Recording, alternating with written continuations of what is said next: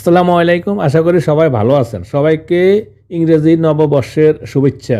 Happy new year. Happy new ইয়ারের প্রথম দিনে আপনাদের জন্য নিয়ে আসলাম মিষ্টি দধির রেসিপি। নতুন বছরের প্রথম দিনে আপনারা মিষ্টি দধি নতুন বছরটা শুরু করুন। দেখুন দধিটা মাশাআল্লাহ কেমন গাঢ় হয়েছে, কি সুন্দরভাবে জমাট বাঁধছে, ক্রিমি দধি।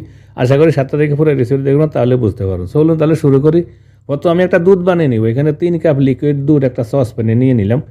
তার সাথে আমি দিয়ে দিব 1 কাপ পাউডার দুধ। পাউডার দুধটা ফুল ক্রিম পাউডার দুধ দিয়ে দিলাম। এবার দুধটা আমি একটা হ্যান্ড উইস্ক দিয়ে লিকুইড দুধের সাথে একটু মিক্স করে নিয়ে নিব চুলাতে দেওয়ার আগে। তারপর আমি চুলাতে দিয়ে গরম করে নিব। প্রিয় দর্শক, আশা করি এই রেসিপিটা আপনাদের পছন্দ হবে। যদি রেসিপিটা পছন্দ হয় প্লিজ একটা লাইক এবং একটা কমেন্ট করবেন। আর প্লিজ আমাদের চ্যানেলে সাবস্ক্রাইব করে সাথে থাকার জন্য অনুরোধ করবো প্লিজ। এবার আমি চুলাতে বসে দিলাম দুধ। এবার নাড়াচাড়া দিতে থাকবো, এতে করে পাউডার দুধটা ভালো করে মিক্স হবে আর কিন্তু উপরে বলক এসে পড়ে যাওয়ার সম্ভাবনা থাকে না। দেখুন বলক এসে গেছে, আমি এবার নাড়তে থাকবো। এইভাবে আমি 2টা বলক মানে 2-3টা বলক উঠিয়ে নিলাম। এতে করে দুধটা কিন্তু গাঢ় হয়ে অনেকটা কমে গেছে। দুধটা গাঢ় হইলে কিন্তু টেস্টটা ভালো হয় দুধের। এবার আমি এই দুধটা এক সাইডে রেখে দিব। এক সাইডে রেখে দিয়ে অন্য একটা সসপ্যান নিয়ে নিলাম। এতে আমি ক্যারামেল তৈরি করে নিব। ক্যারামেলটা দিয়ে দই বানাইলে তাহলে দইয়ের একটু কালার, সুন্দর একটা কালার আসে। 1 কাপ চিনি দিয়ে দিলাম। 1 কাপ চিনির সাথে আমি দিয়ে দিলাম 1/4 কাপ পানি। তারপর আমি নাড়তে নাড়তে এইভাবে একটু ক্যারামেল করে নিব। কিছুক্ষণ পর যখন কালার আসা শুরু করছে, দেখুন আমি আর একটু কালার করে নিয়ে নিলাম। এভাবে কালার করে নিলে এই কালারে দধির কালারটা সুন্দর। আপনারা চাইলে জাফরানের কালারও ব্যবহার করতে পারেন। তারপর এখানে আমি ঢেলে দিব দুধ। দুধটা ঢেলে দেওয়ার সময় একটু সাবধানে ঢেলতে হবে। এগুলো কিন্তু উপরে উতরে আসে, আমারও উপরে কিন্তু উঠে আসছে। তা খুব সাবধানে কিছুটা দুধ ঢেলে দিয়ে আমি একটু নাড়াচাড়া দিয়ে আমার সাথে মিক্স করে নিয়ে নিলাম। এবার বাকি দুধটা দিয়ে দিব। বাকি দুধটা দিয়ে আমি জাল করতে থাকবো। জাল করতে থাকলে আমার আর 1-2টা বলক আসার পর আমি দুধটা কিন্তু নামিয়ে এক সাইডে রেখে দিব।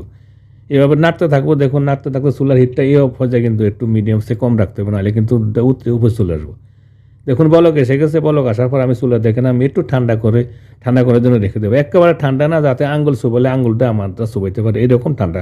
বেশি ঠান্ডাও না বেশি গরমও না।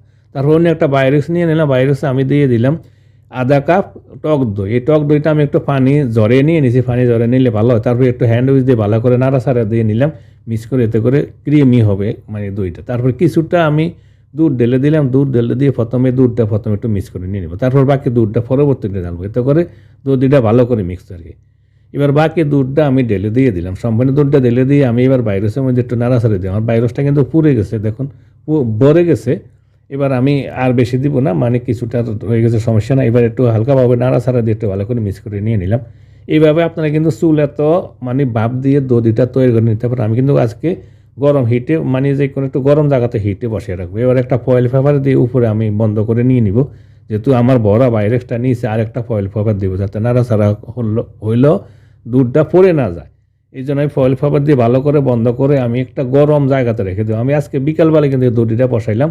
কালকে সকালে ইনশাল্লাহ আমি উঠিয়ে নেব। একটা গরম জায়গাতে আমি একটু গরম টাওয়াল দিয়ে বেঁধে রেখে দিয়ে দিয়েছিলাম। পরের দিন সকালে আমি চলে আসলাম। পরের দিন সকালে দধিটা উঠিয়ে নিয়ে আমি ফ্রিজে আরও 1-1.5 ঘন্টার মতন ঠান্ডা করে নিয়ে নিয়েছি। দেখুন মাশাআল্লাহ আমার দধিটা কেমন সুন্দরভাবে জমাট বাঁধছে, আপনাদেরকে দেখাই।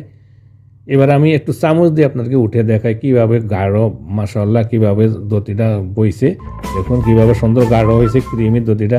আশা করি রেসিপিটা আপনাদের পছন্দ হবে। যদি রেসিপিটা পছন্দ হয় প্লিজ আমাদের চ্যানেলে সাবস্ক্রাইব করে সাথে থাকার জন্য অনুরোধ করবো। প্লিজ সবাই ভালো থাকুন। আল্লাহ হাফিজ।